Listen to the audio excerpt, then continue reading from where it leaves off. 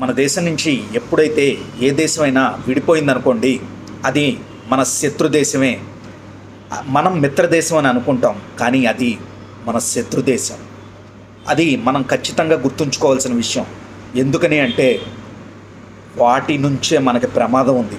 అది ఏ దేశమైనా అవనండి, పాకిస్తాన్ అయినా అవ్వచ్చు, బంగ్లాదేశ్ అయినా అవ్వచ్చు, మయన్మార్ అయినా అవ్వచ్చు. వాళ్ళ లక్ష్యం ఏంటి? వారి దేశాన్ని అభివృద్ధి చేసుకోవడం. మనమేం ఆలోచిస్తాం?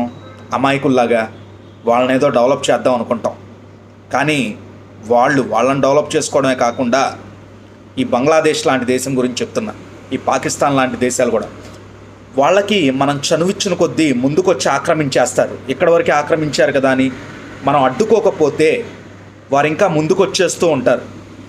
వారు ముందుకు రావడమే కాకుండా గెరిల్లా యుద్ధం టైప్లో దేశంలో అక్కడక్కడ కొంచెం మందుల్ని వదిలేశారు. ప్రజలు వాళ్ళని తక్కువ రేటుకు వస్తున్నారు, 2000కే వస్తున్నారు, 3000కే వస్తున్నారు అని చెప్పి పనుల్లో పెట్టుకుంటున్నారు. దానివల్ల దేశానికి ఎంత నష్టమో తెలుసా? నువ్వు తినాల్సిన తిండి వేరే దేశం వాడు తింటున్నాడు తెలుసా? దేశాన్ని కాపాడుకో.